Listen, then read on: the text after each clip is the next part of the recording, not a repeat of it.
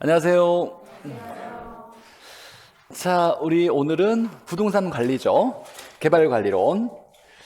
자, 지난주에 개발 관리론에 이어서 보죠. 자, 부동산 관리인데, 우리 부동산 7편 개발 관리론에서 개발 관리 마케팅에서 4문제 나온다 그랬어요. 그래서 개발의 2문제, 관리 1문제, 마케팅 1문제. 이때 개발에 대해서 우리 배웠을 때, 일단 첫 번째 가장 중요한 건 개발에 따른 위험이 있죠. 개발의 위험에 3가지, 법 시비가 붙는다.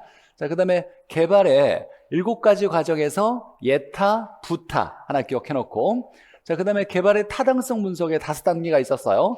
지시성 타투, 지시성 타투, 지역경제 분석, 시장 분석, 시장성 분석. 이때 시장 분석은 수요와 공급을 분석하는데 세수하고 공차한다. 수요자를 세분화, 공급 상품을 차별화.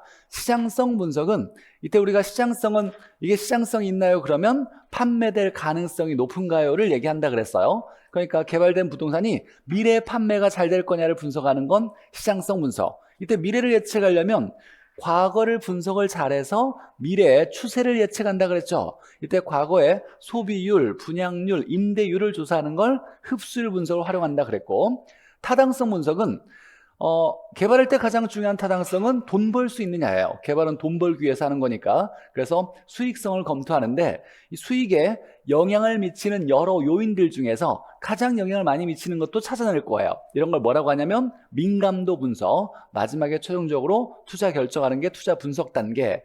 자, 그 다음에 민간 개발 방식이 있었어요. 토지 신탁이 있었어요. 신탁회사의 토지를 신탁하고 소유권을 넘기고 신탁회사가 다 개발을 끝나고 수익을 돌려주고 수수료 받는 거, 이걸 토지 신탁. 자, 그런데 지주공동 방식을 3가지를 배웠지만 중요한 2개를 보면 사업 위탁 방식이 있어요. 대부분 다 토지 소유자가 소유권을 가지고 자금 조달도 하고 개발의 주체가 되어서 하는데, 야, 건축 시행은 잘 모르겠어. 개발업자에게 야, 돈 대줄 테니까 건물 잘 지어줘. 그러면 대가로 뭘 주겠다? 수수료 주겠다. 이걸 사업 위탁, 사업 수탁 방식. 자, 그 다음에 처음에 토지 소유자와 개발업자가 같이 하는 거예요. 토지 소유자는 토지를 제공하고 개발업자는 공사비를 대서 건물을 지어요. 근데 처음부터 계약할 때, 야, 나 공사비 줄 돈 없으니까 건물을 나눠 갖자. 건물, 지분을 공유하는 방식을 대물 변제 방식, 등가 교환 방식 이렇게 배웠고, 자, 민간 공공 합동 개발이 있었어요. 같이 하는 거 알파벳 3개를 써가지고 BTO, BTL. BTO는 O가 오퍼레이트예요. 자, 그러면 운영을 통해서 수익을 발생하는 경우에는 BTO죠. BTO 방식. 예를 들면 평일을 징수할 수 있는 거, 도로, 터널 이런 것들은 BTO 방식. BTL은 학교, 도서관, 문화시설 같이 운영을 해봤자 돈이 안 나오니까 정부가 마지막에 L, 리스죠, 리스. 그래서 임대료 줄 거니까 임대료 준 걸로 처음에 들어갔던 투자금을 회수해가라 라는 것이 이게 3섹터 개발이었죠. 자, 여기까지 배워서 방금 얘기한 거에 2문제가 나오고 이제 오늘 한 문제 나오는 걸 보죠. 부동산 관리. 자, 일단 부동산 관리에서 복합 개념의 부동산 관리예요. 자, 복합 개념이라고 한다면 우리가 법경기라고 배웠죠. 우리가 부동산의 개념을 복합 개념의 부동산으로 봤을 때 법률적, 경제적, 기술적 이렇게 봤단 말이에요. 그래서 부동산의 관리도 복합 개념으로 우리가 해석할 때 법률적 관리, 경제적 관리, 기술적 관리 뭐 이거 이제 구분하는 건 전혀 어렵지 않아요. 자, 법률적 관리는 야, 법적으로 문제가 없게 건물을 잘 관리하는 걸 이걸 법률적 관리, 법적인 보장을 최대한 확보하는 것을 법률적 관리. 예를 들면 중요한 건 우리 권리관계, 권리 계약법 같은 거, 그다음에 등기와 관련된 거, 계약 관련된 거, 공법상 규제 이런 거 다 법이죠. 법적인 문제가 없게 관리하는 건 법률적 관리. 이건 뭐 한글을 읽으면 풀 수 있을 거고, 경제적 관리는 돈 버는 관리예요. 즉 자산 가치를 올리거나 부의 극대화를 위해서 노력하는 관리가 이게 경제적 관리, 가장 중요한 관리죠. 자, 수익의 극대화, 순수익을 합리적으로 산출하기 위해서 관리하는 거 경제적 관리라고 하고, 자, 기술적 관리 같은 말 뭐 있어요? 기술적과 같은 말 물리적이지. 눈에 보이는 거죠. 이 기술적 관리는 이 물리적과 관련돼야 돼. 즉 물리적 하자를 처리한다라고 나왔어요. 물리적 하자가 뭘까요? 눈에 보이는 하자.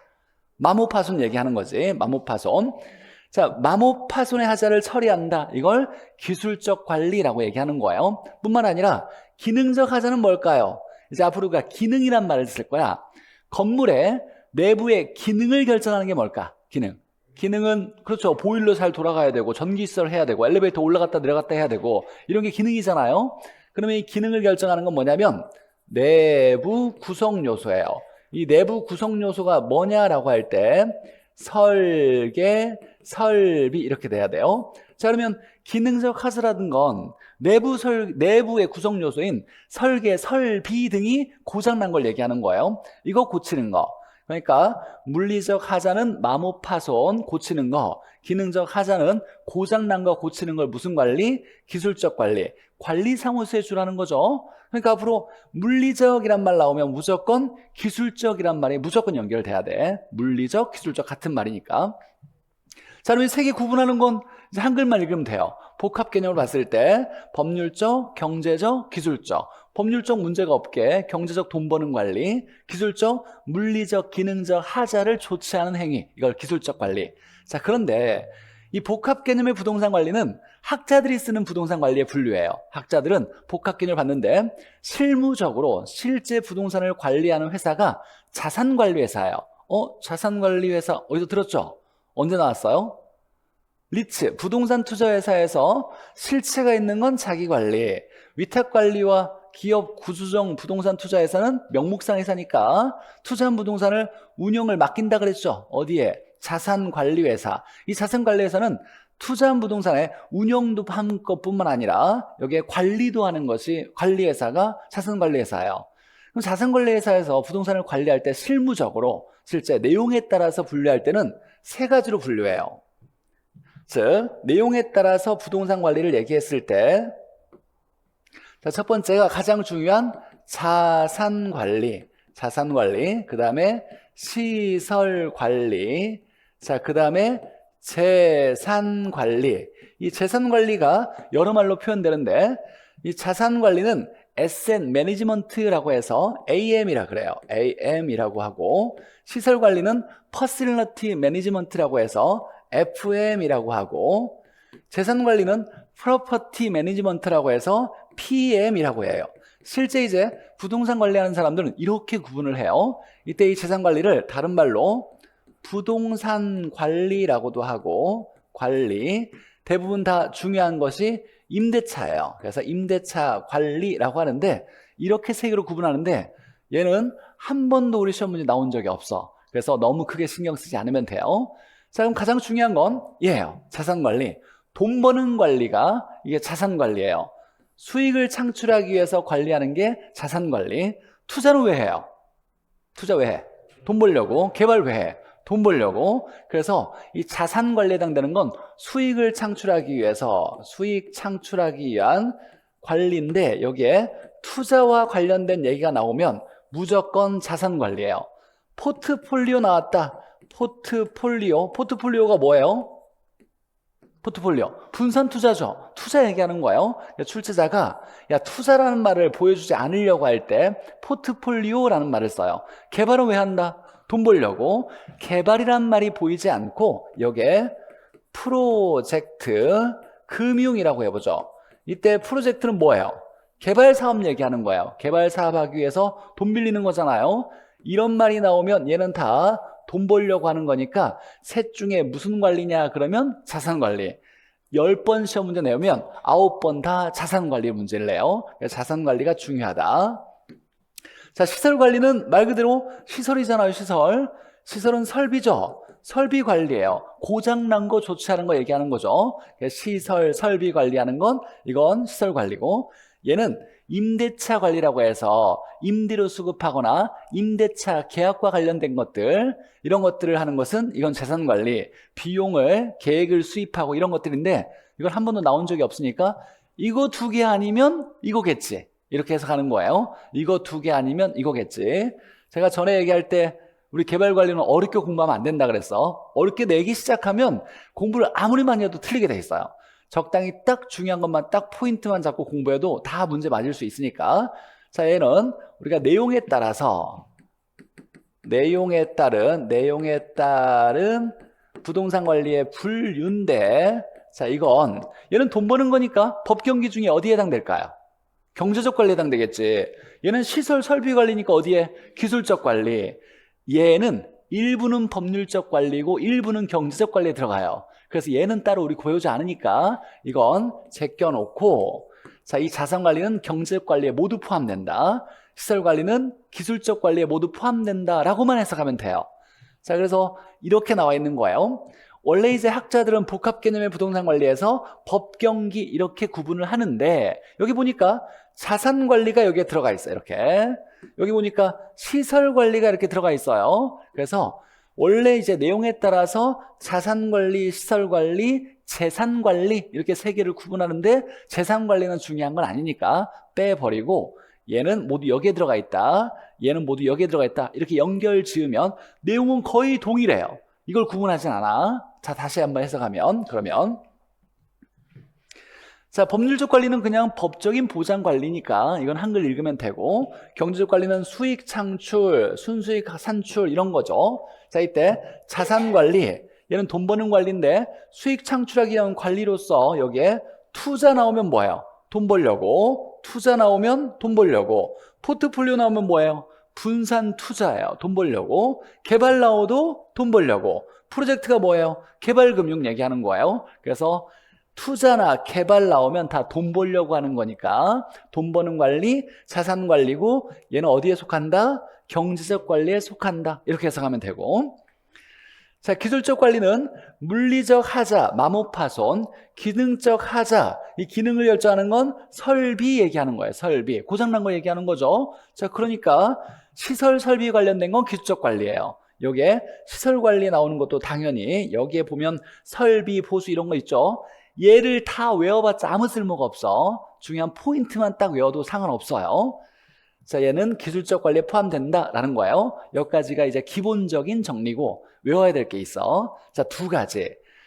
자, 건물과 부지의 부적응을 계산한다라는 말이 있고, 여기에 경계 확정을 위한 경계 측량, 이 두 가지는 기술적 관리에 해당된다. 외워놔야 돼요. 그냥 무조건 외워놔야 된다. 이 두 개. 얘는 기술적 관리에 해당된다. 이걸 외우지 않으면 이게 기술적 관리인가 찍기가 어려워요. 어떤 내용인지 잠깐 보면, 건물과 부지의 부적응 계산한다는 건 뭐냐면, 건물과 토지, 부지가 적응을 안 했어요. 어울리지 않는다는 거야. 어울리지 않는 걸 어울리게 계산한다는 건 뭐냐면, 우리 아파트 입구 부지는 중요하죠.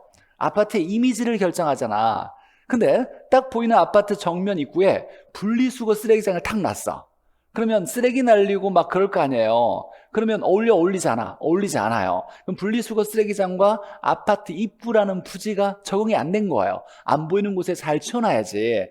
이거 하는 것이 기술적 관리에 해당된다라는 거고, 경계 확정을 위한 경계 측량, 경계 확정을 위한 경계 측량. 이거 뭐 등기부 건들려고 하는 거야? 지적도 건들려고 하는 거야? 이런 거 아니에요. 등기법 관련된 게 아니라, 경계 측량하는 건 시설을 만들려고 해. 시설 설치하기 위해서요. 시설을 설치하기 위해서 울타리 설치하기 위한 거예요. 무슨 얘기냐면, 이렇게 아파트 부지가 있어. 근데 옆에 할머니 땅이 있는데 감자를 심는데 할머니가 자꾸 들어와. 아파트 부지에 감자를 심어. 땅이 욕심이 좀 있다 보니까. 그러면 할머니, 여기는 아파트 부지예요. 들어오시면 안 돼요. 야, 이게 네 땅인지 어떻게 알고 막 또 싸워. 시비를 붙이면서 또 계속 들어와. 그럼 뭐 해야 돼? 울타리를 설치해야 되겠죠. 펜스라는 울타리 시설을 설치해야 돼. 근데 마음대로 설치할 수가 없어. 뭐 해야 돼? 경계를 측량해서 경계를 확정해 놓고 여기에다가 울타리를 딱 설치해서 여기는 아파트 부지로 야로 얘기해 줄 수 있어야 돼요. 그러기 위해서 경계 측량하는 거예요. 그러면 뭐 만들기 위한 거야? 울타리라는 시설을 만드는 관리에 해당되는 거니까 이건 기술적 관리에 해당되는 거야. 두 개 외워놔야 돼. 자, 기술적 관리에 건물과 부지의 부적응을 계산한다. 그 다음에 경계 확정을 위한 경계 측량한다. 즉, 건물과 부지의 부적응 개선, 경계 측량하는 건 기술적 관리다. 그냥 외워놔야 돼요. 기술적 관리. 자, 그래서 부동산 관리에서 복합 개념을 봤을 때 법경기, 내용에 따라서 자산관리, 시설관리, 재산관리가 있는데, 재산관리는 이거 아니면 재산관리겠지. 임대차 관리는 빼버리고, 자, 돈 버는 관리니까 투자, 개발 나와야 되고, 시설, 설비 나오면 시설관리, 기술적 관리. 근데 기술적 나오면 물리적 연관지어야 돼. 물리적이 기술적 똑같은 말이니까 물리적 하자 조치하는 거. 이때 이제 기술적 관리 얘 두 개, 건물과 부지의 부적은 개선한다. 경계 측량을 위한 경계 확정을 위한 경계 측량. 이거 두 개 기억해 놓고. 자, 방금 했던 거예요. 내용에 따른 부동산 관리 얘기할 때 자산 관리가 있고 시설 관리가 있는데 얘는 모두 다 무슨 관리에 속한다? 경제적 관리. 얘는 기술적 관리. 얘는 일부는 법률, 일부는 경제적 관리에 속하는데 한 번도 나온 적 없으니까 얘는 따로 공부하지 않았다라는 얘기였고, 자, 얘는 돈 버는 관리니까 부의 극대화를 위해서니까 투자나 개발 나오면 되죠. 투자. 여기에 투자, 사는 것도 투자. 여기에 포트폴리오 분산 투자, 프로젝트 파이낸싱, 개발 금융. 이 두 개가 출제자가 어렵게 내려고 할 때 내는 지문이고, 시설 관리는 얘는 설비 이렇게 나오면 시설 관리죠. 설비. 자, 소극적 관리는 뭐냐면 고장났어. 사용자나 소유자가 야 고장났잖아. 고쳐. 그러면 가서 이렇게 고쳐주는 거예요. 사용자가 불편해. 이거 바꿔주세요 하면 가서 바꿔주는 거니까 누가 시키면 가서 하는 행위니까 이건 소극적인 관리라고 얘기하고, 자, 재산 관리는 임대차 관리라고도 하는데 임대차, 즉 임대차, 임차인과 임대인 관계에 나타난 여러 가지 것들을 다 관리하는 게 재산 관리예요. 근데 한 번도 안 나왔으니까 이거 따로 공부할 필요 없다라는 얘기였어요. 자, 두 번째, 부동산 관리에서 이제 누가 관리하느냐에 따라서 부동산의 관리를 구분할 때 건물주가 직접 관리하는 건 자가관리, 직접관리 또는 자기관리 또는 자치관리라고 얘기해요. 건물주가 직접 관리하는 거. 건물이 소규모일 때는 직접 관리해도 되겠지. 자, 위탁관리는 전문가에 맡기는 거예요. 그러니까 소유주가 직접 하는 게 아니라 맡겨서 하는 간접관리, 위탁관리. 누구한테 위탁한다? 누구한테? 자산관리회사가 부동산 관리하는 전문회사예요. 얘한테 맡겨서 관리하는 걸 위탁관리. 자, 혼합관리는 전부 맡기는 게 아니라 일부 맡기는 거예요. 일부는 내가 하고 일부는 맡기는 거야. 그래서 자기관리와 위탁관리에 합친 것을 혼합관리라 그래요. 혼합관리라는 건 전부 맡긴 거에 일부 맡긴 거예요. 일부 맡긴 거예요. 이게 중요해요. 필요한 부분만 일부 맡겼다. 일부 맡겼다라고 나오면 이건 혼합관리예요.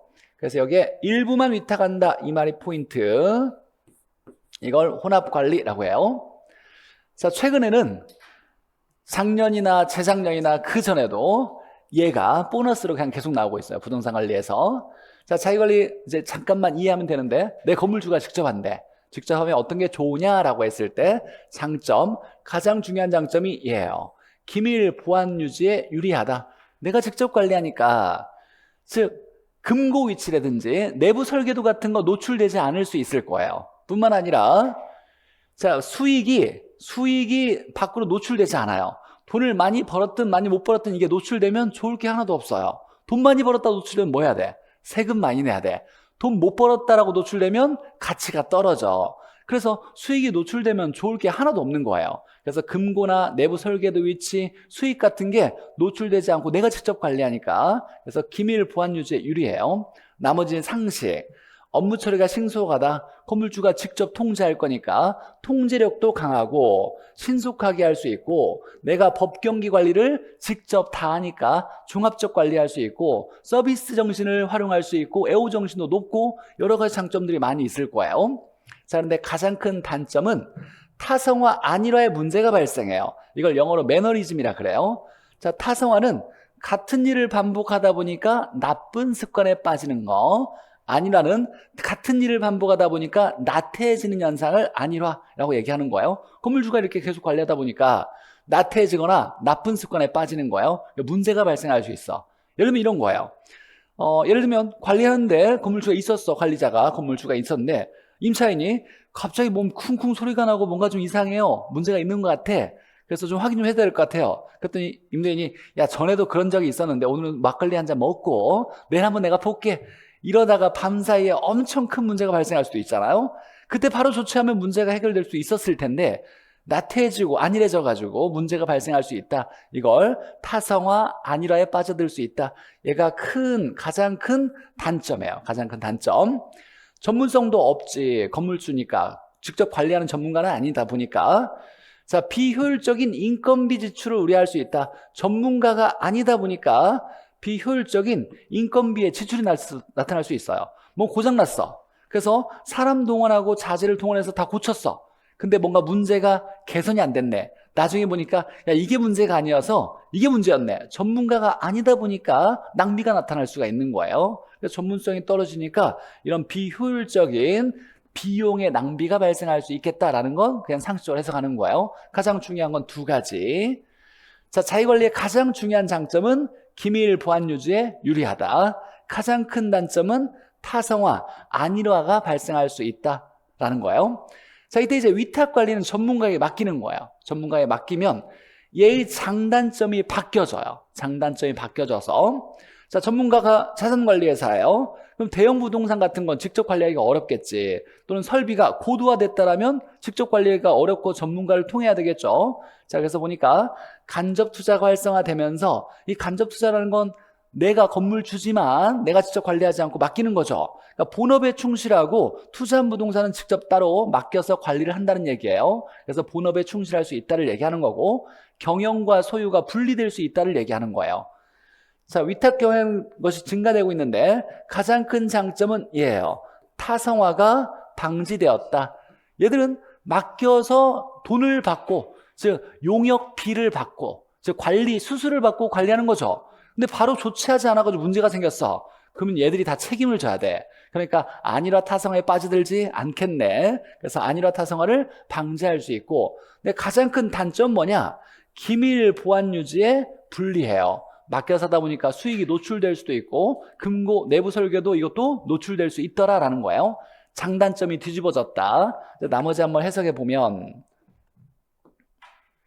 자, 전문가에 맡기는 건 전문성이고 대형 건물에 적합할 거예요. 설비가 고도화됐을 때는 전문가가 해야 되겠지. 소유와 경영을 분리할 수 있어요. 내가 소유자인데 운영관리는 전문가에 맡겨가지고 위탁관리를 했을 테니까. 자, 단점은 자, 기밀보안유지에 불리하고 설비의 애호정신은 부족하다. 내 거가 아니다 보니까 아끼면서 하진 않겠지라는 거예요. 또는 이런 것도 있지. 용역비가 들어갈 수 있죠. 용역비에 부담이 발생할 수 있지. 맡긴 거에 수수료는 줘야 되다 보니까 이런 비용은 또 추가로 나갈 수도 있긴 하겠지만 자, 그러니까 얘와 얘는 나머지는 자주 문제 읽어보면서 풀어보면서 해석하고 가장 중요한 포인트는 장단점이 뒤집어진다. 자회관리의 가장 큰 장점은 기밀 보안 유지인데 얘가 위탁관리 넘어가면 얘 단점으로 바뀌고 그 다음에 자회관리의 가장 큰 장점이 단점으로 바뀌고 얘 가장 큰 단점은 타성화 안일화에 빠지는 건데 위탁관리 넘어갈 때 얘는 타성화를 안일화를 방지하는 장점으로 바뀐다. 장단점이 뒤집어진다요.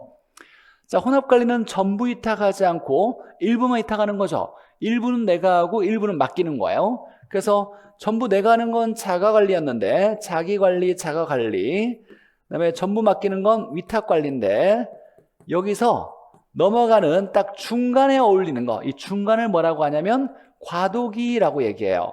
전부 내가 하고 전부 맡기는 건데 일부 내가 하고 일부 맡긴다라고 중간에 해당되는 것을 과도기.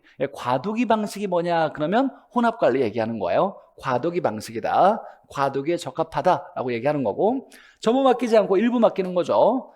자, 자기관리와 위탁관리의 장점을 모두 가지고 있는데 문제가 생기면 얘가 책임 소재가 불분명해요. 어디까지 내가 하고 어디까지 맡겼느냐가 명확하지가 않는 거예요. 문제 생기면 네가 잘못한 거야, 내가 잘못한 거야 이렇게 싸울 수 있다는 얘기예요. 그래서 책임 소재가 불분명하다.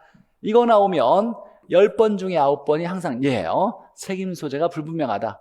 그렇다는 얘기는 이게 작년에 감정평가사 시험에서는 책임 소재가 불분명하다는 말 대신에 관리자들의 협조가 긴밀하게 이루어진다는 얘기예요? 이루어지지 않는다는 얘기야?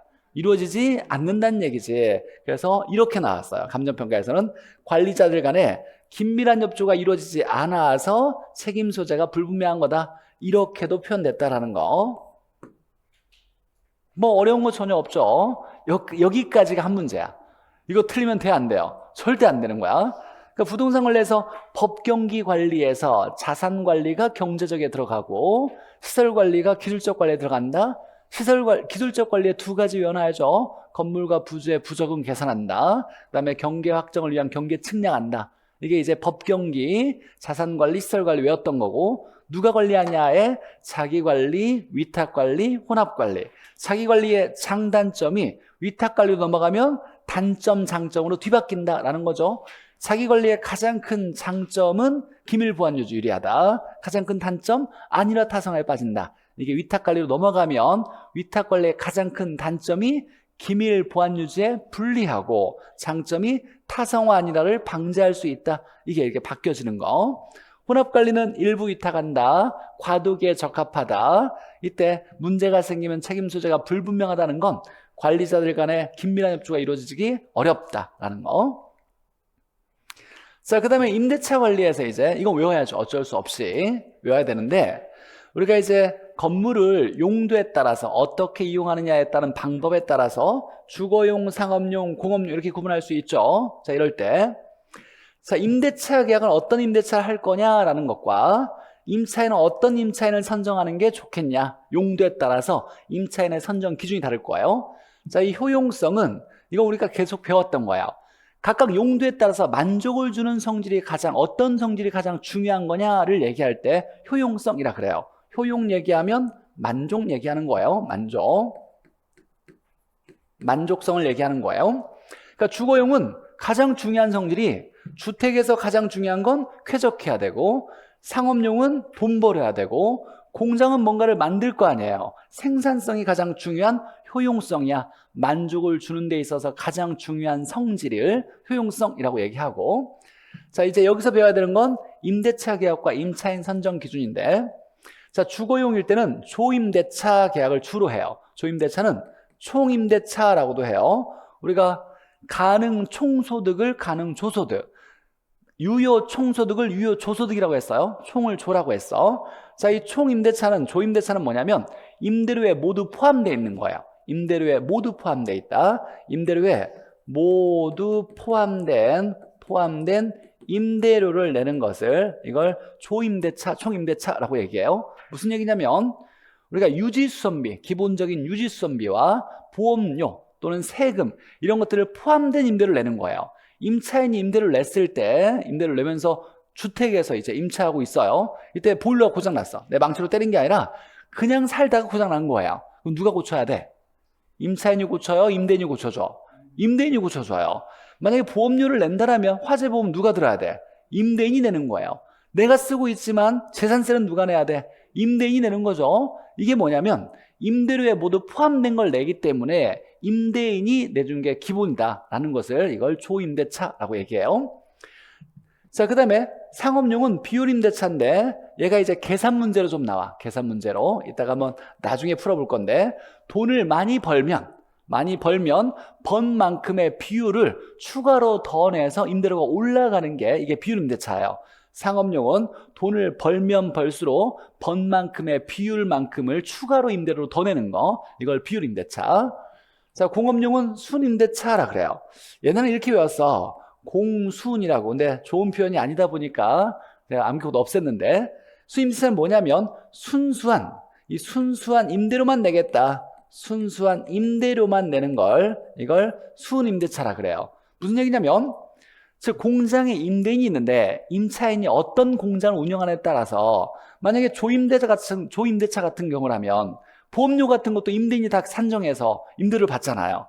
근데 이때 공장이 폭팍물을 다루는지 아니면 독극물을 다루는지에 따라서 이 보험료 자체가 천지 차이예요. 이런 것들의 특성을 다 임대인이 공부해가지고 임대료 산정해가지고 내기가 어려워요. 그러니까 임대인은 야, 순수한 임대료만 내고 나머지는 네가, 임차인 네가 다 알아서 해라고 하는 임대차 계약인데, 이걸 순임대차라 그래요. 순수한 임대료만 받는 거야, 임대인은. 나머지는 임차인이 다 하는 거고. 자, 그래서 임대차 계약 방식이 주거용은 초임대차, 상업용은 돈 번 만큼 비율을 더 내는 비율임대차, 공업용은 순수한 임대료만 내고 나머지는 임차인이 다 하는 순임대차 방식을 주로 한다. 자, 어떤 임차인이 좋으냐? 임차인 선정 기준에 주거용은 유대성이에요. 주위 사람들과, 이웃 사람과 잘 어울릴 수 있어야 돼. 아파트에 임차인인데 사람을 싫어하고 개만 좋아해. 아파트에 막 20마리 개만 키우고 있어. 그러면 문제가 많이 발생하는 거예요. 그러니까 이웃 사람들과 친하게 잘 어울릴 수 있게 이런 사람이 임차인이 적합하다라는 거고, 그러니까 주택의 임차인은 유대성이 좋은 사람이고, 상가의 임차인은 가능한 매상을 잘 올릴 수 있는 임차인이 중요해요. 상가는 돈 벌어야 되는데 상가 임차인 돈 벌 생각을 안 해. 그럼 상가의 값어치가 떨어지겠지. 그래서 가능한 돈을 많이 벌려고 노력하는 임차인이 중요하다. 자, 공장은 적합성이 중요해요. 즉 임차인이 공장과 적합해야 돼. 만약에 임차인이 음료수 공장을 만들려고 하는데 이 공장에 물을 쓰기가 어려워. 그러면 어울리지 않잖아요. 얘가 만약에 전기를 많이 쓰는데 전력 공급이 너무 안 되는 공장이야. 그럼 또 적합하지 않잖아. 그러니까 그 공장에 적합한 임차인이 들어와야 돼 라고 해서 적합성이라 그래요.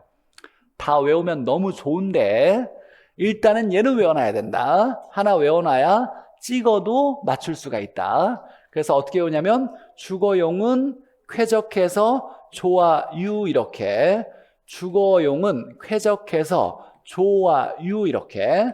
그럼 주거용은 가장 중요한 효용성은 쾌적성, 그 다음에 무슨 임대차? 조임대차. 임차인은 유대성이 중요하다. 그래서 주거용은 쾌적해서 좋아유 이렇게 외울 거예요. 주거용 쾌적해서 좋아요.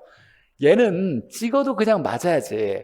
상가는 돈 벌어야 되고 돈 벌어야 돼. 돈 많이 번 만큼 더 내는 비임대차. 나머지는 그러면 공업용이겠지라고 이렇게 해석하면 되겠네요.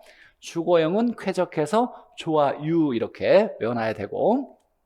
자, 문제 봅시다. 자, 부동산 관리에서 틀린 거라고 나왔어요. 경계 확인을 위해서 경계 측량하는 목적은 울타리 만들기 위한 거야. 울타리. 그럼 무슨 관리? 시설 관리 또는 기술적 관리 이렇게 나와야죠. 그래서 여기는 기술적 관리 이렇게 나와야 돼. 또는 시설 관리라고 해도 괜찮지. 앞으로 우리는 기술적 관리나 시설 관리가 같은 말로 봐도 돼요. 경제적 관리나 자산 관리를 같은 말로 봐도 돼. 어떻게 나오든 상관없다라고 생각하면 돼요.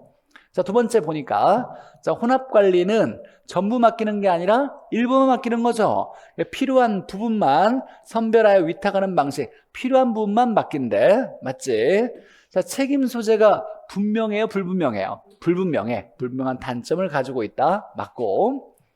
자, 관리 방식 중에 기밀 보안 유지 측면에서 자기 관리가 위탁 관리보다 뭐하다? 유리하다. 자기 관리의 가장 큰 장점이 기밀 보안 유지에 유리하다라는 거였어요. 4번에 보니까 리모델링에 투자 나왔네. 투자. 포트폴리오 나왔어요. 분산 투자죠. 분산 투자. 그럼 얘는 뭐야? 돈 벌기 위한 거지. 그럼 얘는 자산 관리 아니면 경제적 관리 나와야 되겠죠. 근데 보니까 여기에 시설 관리라고 나왔어. 이건 아니지. 여기에 자산 관리 아니면 경제적 관리 이렇게 나와야지 라고 해석하는 거예요. 자, 5번에 보니까 간접 관리라고 나왔네요. 직접 관리는 내가 하는 거, 자기 관리, 자치 관리, 자가 관리라고 하고, 간접 관리는 맡겨서 하는 거니까 위탁 관리 얘기하는 거죠. 예, 위탁 관리. 자기 관리, 자가 관리 나오면 직접 관리, 간접 관리는 위탁 관리 얘기하는 거예요. 자, 타성을 방지할 수 있어요. 맞지? 전문가에 맡기니까 얘는 타성화에 빠지면 책임을 져야 돼. 큰일 나요. 그러니까 타성화를 방지할 수 있고 전문성이 최고는 향상된다, 높아진다. 맞는 얘기죠. 전문가에 맡기는 거니까. 틀린 건 4번. 두 번째 보죠. 자, 부동산 관리에 따른 내용을 옳게 묶인 거라고 나왔네. 자기, 위탁 이렇게 나왔네요. 내용을 보니까 자기냐 위탁이냐 두 개로 구분해봐 라고 얘기한 거예요. 자, 통제권이 가능한데 직접, 소유자가 직접 통제한대. 직접 관리하는 거죠. 이건 자기 관리, 자가 관리, 자기 관리.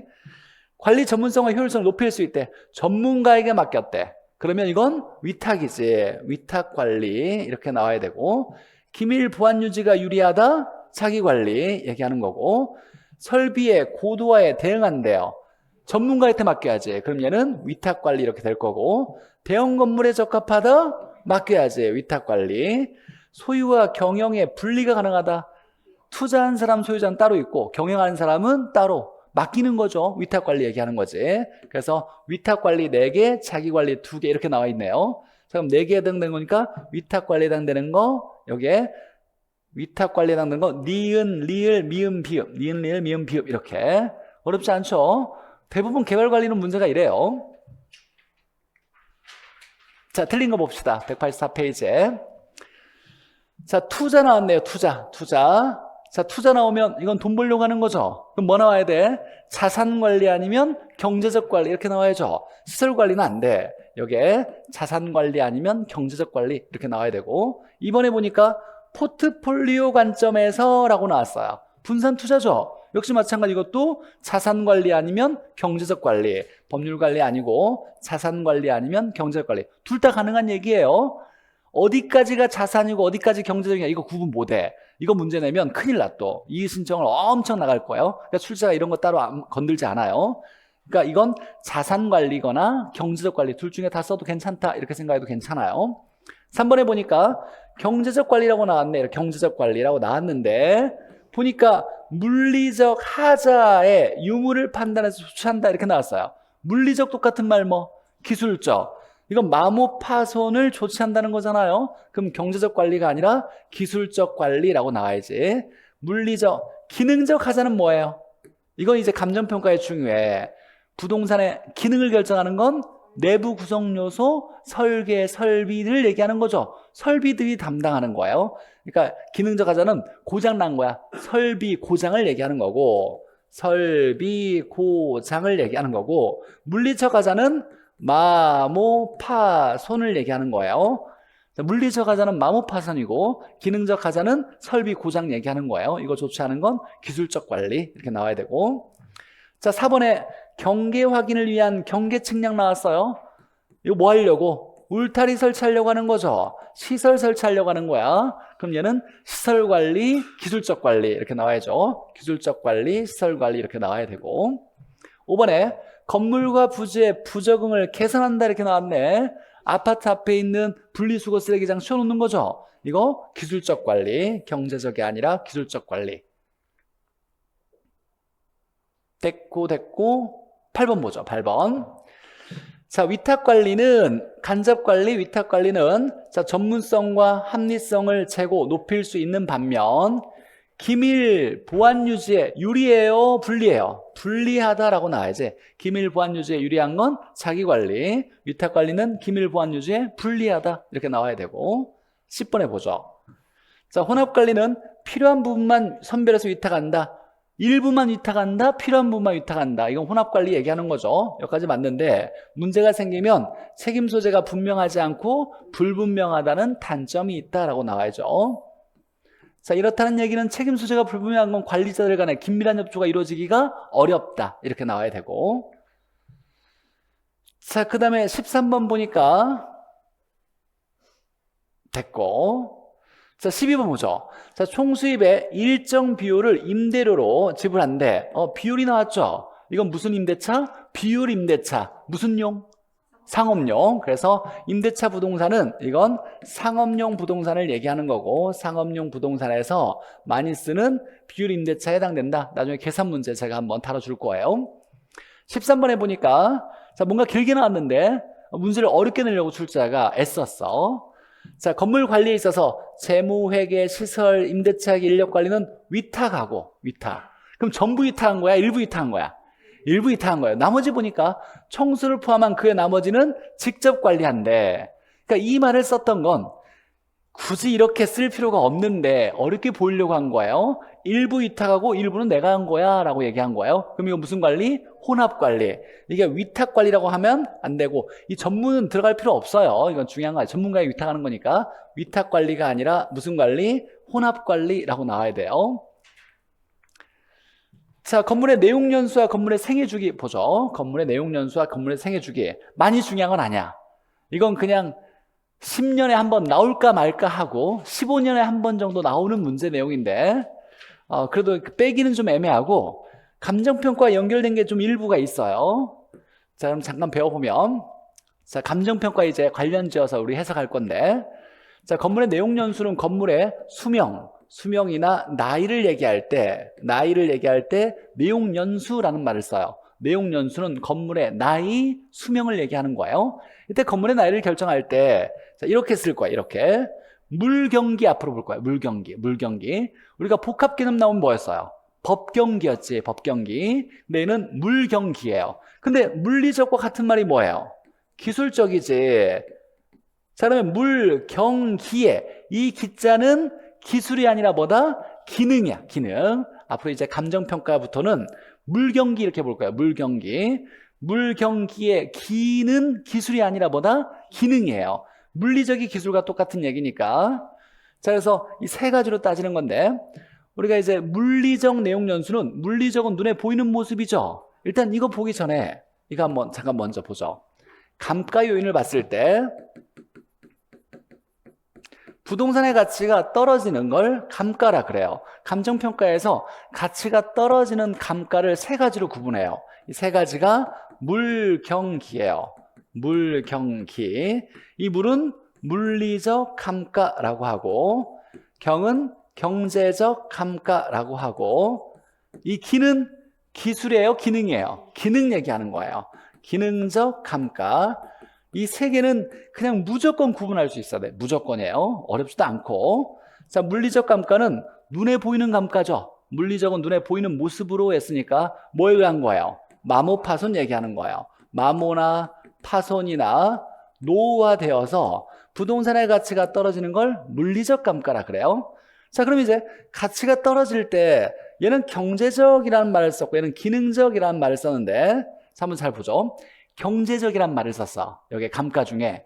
그럼 부동산의 경제적 가치를 가장 크게 결정하는 요인은 뭘까를 한번 잠깐 생각해 보면, 경제적 가치를 얘기할 때 내부가 삐까번쩍하고 최신식이고 뭐 좋아야 되냐, 아니면 주변 환경과 어울려야 되느냐, 이 두 가지가 남았는데, 잘 봐봐요. 내부가 아주 삐까번쩍이야. 최신식이고 막 고급 대리석 막 다 해놨어.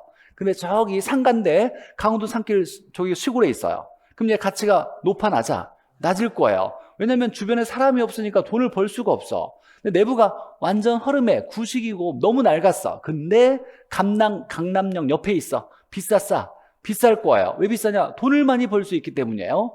우리가 가치가 높으냐를 얘기할 때는 돈을 벌 수 있느냐가 중요해요. 미래 돈을 벌 수 있어야 가치가 높게 평가되니까.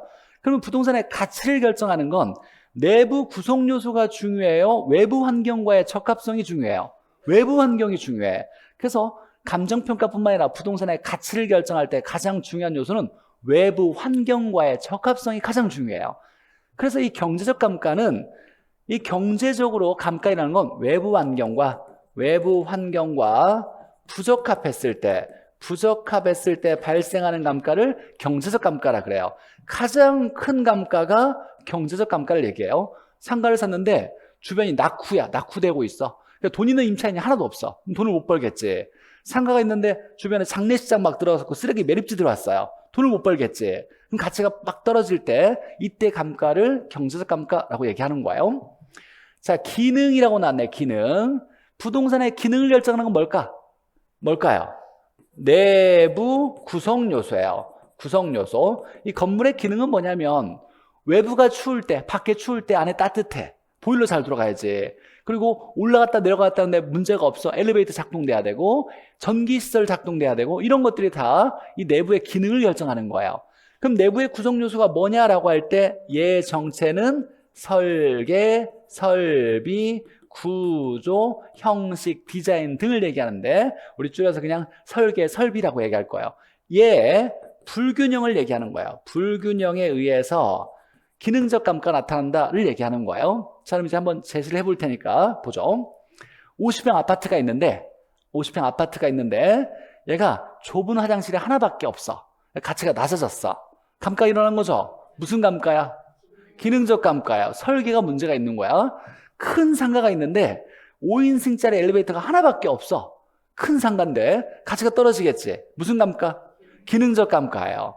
근데 여기 상가가 있는데 옆에 주변이 낙후돼가지고 돈을 못 벌어. 즉 주변에 보니까 저가주택들만 있어. 낡은 집만. 그럼 가치가 떨어지겠죠. 이런 건 경제적 감가. 시간이 오래 지나가지고 마모 파손됐네? 그러면 물리적 감가.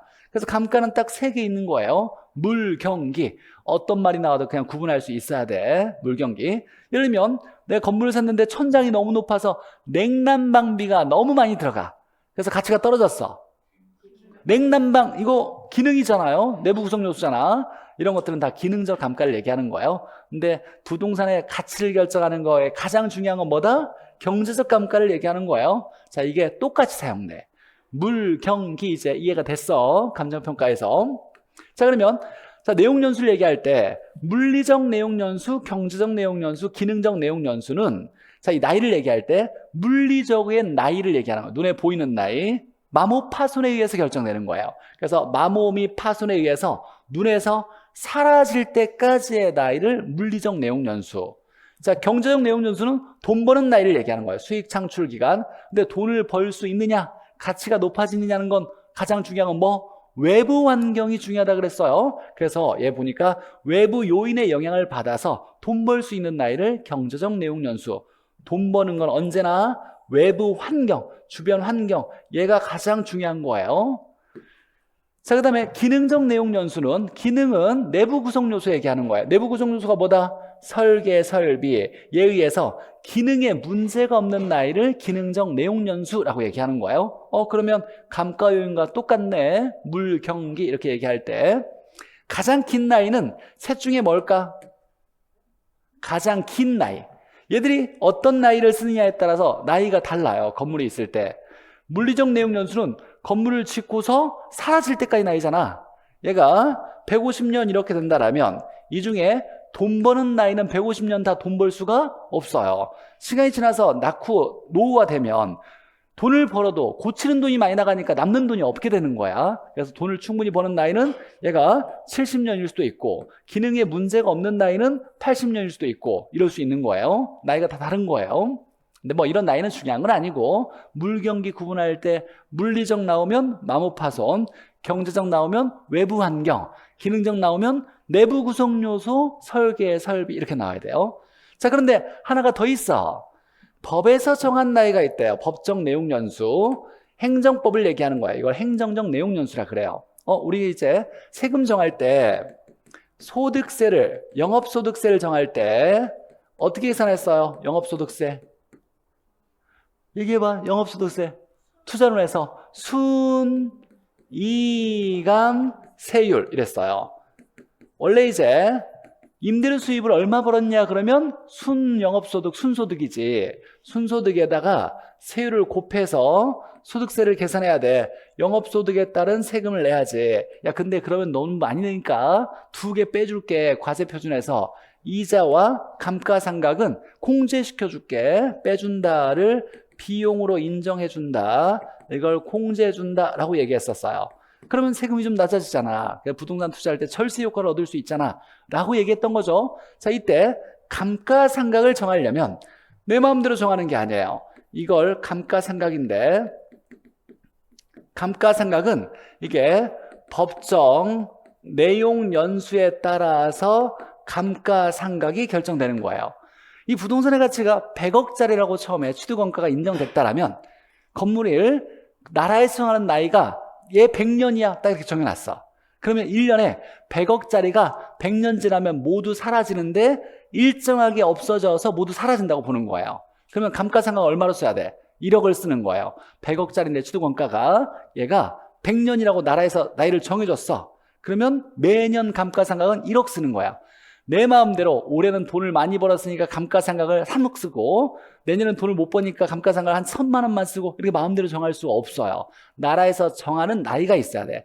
이게 50억짜리인데 얘가 100년으로 딱 나라에서 나이를 잡아줬어? 그럼 1년에 5천만 원만 감가상각을 쓸 수 있는 거예요.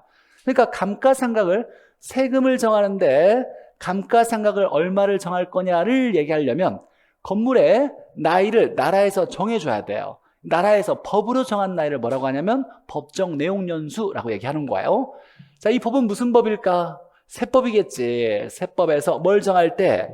감가상각을 정할 때 이때 나이를 사용하는 건 법정 내용연수, 행정적 내용연수 이렇게 되는 거예요. 자, 기본적으로 물경기 이렇게 있는데 물경기 감가요인과 똑같아. 이거 말고 별도로 세법상의 나이가 하나 있더라. 이걸 법정 내용연수라고 이렇게 얘기하는 거예요. 내용연수 총 4가지야. 자, 근데 감정평가에서도 나이를 써. 감정평가에서도 나중에 감가 수정할 때 나이를 쓰는데 찍어봐요. 얘는 감가상각을 정할 때 쓰잖아. 감정평가할 때는 감가수정이란 말을 써요. 감가수정. 감가수정. 무슨 나이를 쓸까? 감정평가는 경제적 가치 판단하는 거죠. 경제적 가치를 판단하니까 무슨 나이를 쓴다? 경제적 내용연수 써. 감정평가에서 쓰는 나이는 이건 경제적 내용연수 쓴다. 얘가 중요해. 얘 배우려고 한 거야. 얘. 자, 그래서 물경기 법 이렇게 나눠지는데 이제 우리가 사용할 건 감가상각 정할 때는 무슨 나이? 법정 내용연수. 감정평가에서 무슨 나이? 경제적 내용연수 쓴다. 감정평가일 때는 감가수정이란 말을 쓰고 세금 정할 때는 감가상각이란 말을 쓴다. 이렇게 구분할 수 있어야 돼요. 세금 정할 때는 감가상각, 법정 내용연수가 기준이 되는 거고 감정평가할 때는 감가수정, 이때는 경제적 내용연수를 사용한다. 이게 이제 좀 알아야 될 내용이에요. 자, 건물의 생애주기. 건물이 태어나서 없어질 때까지 학자들이 5단계로 이렇게 구분할 수가 있어 라고 얘기한 거예요. 자, 외우는 거 아니고 그냥 뭐 그런가 보다라고 해석만 하면 돼. 자, 전 개발 단계인데 개발 전 단계예요. 우리가 개발한다는 건 건물 짓는 거잖아요. 건물 짓기 전 단계라고 얘기하는 거예요. 건축 전 단계. 그러니까 건물은 아직 없고 부지만 있는 상태고 계획만 있는 단계예요. 이걸 전 개발 단계라고 하고 신축 단계라고 해서 신축. 만들어진 거죠. 건물이 이제 완성이 딱 준공되었어. 완공될 때까지 이 단계를 신축 단계. 그럼 여기서는 신축 단계에서 마모 파손이 있을까요? 없을까요? 마모 파손이 있어? 없어? 없어요. 마모나 파손이 존재하지가 않아요. 그럼 물리적으로 활용도 가치가 가장 높겠네. 그래서 마모 파손이 없어. 그래서 물리적 유용성, 물리적 가치가 가장 높은 단계가 어디냐라고 물어보는 거예요. 이 물리적 가치라는 말을 이렇게 해석하는 거야. 마모 파손이 하나도 없는 단계가 어디냐라고 얘기할 때 신축 단계, 이거 하나 기억하는 거예요. 신축은 물리적 가치, 물리적 유용성이 가장 높은 단계, 마모 파손이 없는 단계. 자, 안정 단계가 건물의 대부분을 차지하고 있는 단계가 안정 단계예요. 건물 부지만 있는 단계, 계획 단계 완공됐고 그 다음에 대부분 다 이제 수익을 제 기능을 발휘하면서라고 하는 건 건물의 기능이 뭐야? 물론 이제 이게 외부로부터 바람도 막아주고 뭐 도둑도 막아주고 뭐 잘 안에서 잘 움직일 수 있게 뭐 시설 설비가 잘 작동되겠죠. 이런 것들이 제 기능인데 이런 걸 하는 이유가 뭐야? 건물 왜 짓는 거야? 개발 왜 해? 돈 벌려고. 그러니까 이 기능은 돈 버는 거예요. 수익을 창출해서 임차인이 여기에 임대활동 잘해가지고 돈을 많이 낼 수 있는 단계가 안정 단계를 얘기하는 거예요. 대부분 단계가 안정 단계예요. 그래서 가장 긴 단계고 노후 단계는 이제 노후화되어서 악화되는 단계를 이걸 노후 단계. 폐물 단계는 쓸모없는 단계, 완전히 가치를 상실한 단계 이렇게 얘기하는 거예요. 자, 그래서 이제 하나 해석해야 할 건 뭐냐면 이 5단계 중에서 자, 돈이 언제 가장 많이 들어가는지 봤더니 사실 학자들이 유지 수선하는데 돈이 많이 들어가더라. 총 공사비가 중요한 게 아니라 이걸 기간 동안에 유지 수선하는 데 들어가는 돈이 가장 많이 들어가더라라는 거예요. 그럼 유지 수선비를 어떻게 해야 효율적으로 줄일 수 있겠냐? 그럼 어떤 단계에 수선이나 개량하는 게 좋겠냐? 노후 단계야, 안정 단계야? 안정 단계겠지. 문제 되기 전에 해야 돼. 그래서 이 안정 단계가 길어져야 돈을 많이 벌 수 있겠지를 얘기하는 거예요. 그래서 개량 수준의 가장 효과적인 단계는 안정 단계. 그럼 딱 기억할 건 2개예요. 2개. 우리는 주관식 아니니까 이렇게 나올 거야. 이렇게 나올 거니까 물리적으로 효용도가 가장 높은 건 당연히 마모 파손 없는 신축 단계.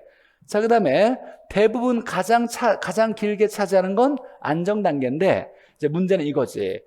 개량 수선은 언제 하는 게 효과적이야? 이렇게 나오면 노후되기 전 안정 단계 효과적이다. 이거 하나만 기억하면 돼요. 자, 문제 풀어봅시다. 자, 틀린 거라고 나왔네요. 설계, 설비 나왔어요. 이건 내부 구성 요소죠. 내부 구성 요소, 설계, 설비. 그럼 뭘 결정해? 기능. 그래서 기능적 내용 연수에 영향을 미친다. 이렇게 나와야 되고.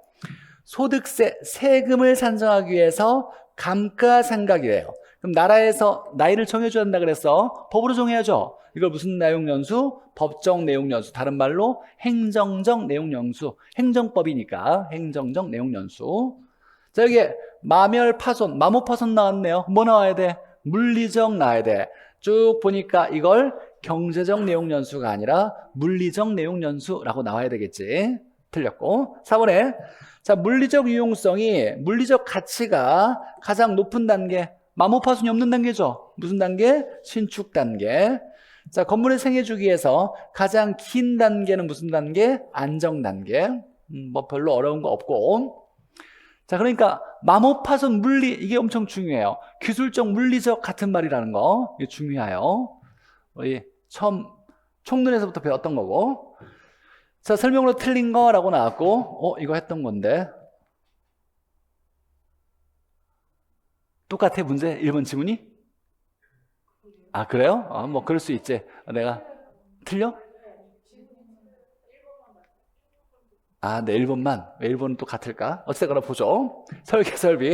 설계설비, 기능적, 맞고. 자, 두 번째 보니까, 인근 지역 변화, 인근 환경, 외부 환경이죠. 외부 환경과 적합하지 않대. 그럼 이건 뭐다? 경제적 내용 연수. 이게 가장 중요한 거죠. 경제적 내용 연수. 돈 버는 거 관련된 건 외부 환경이 가장 밀접하다. 그러니까 부동산의 가치를 결정할 때, 우리도 부동산에 투자할 때, 내부가 삐까뻔쩍한 게 중요한 게 아니라, 주변에서 잘 어울려서 주변이 개발될 가능성이 있느냐, 사람들이 많아질 수 있느냐, 이런 걸 판단하는 게 훨씬 중요한 거예요. 내부 삐까뻔쩍한 게 중요한 게 아니라.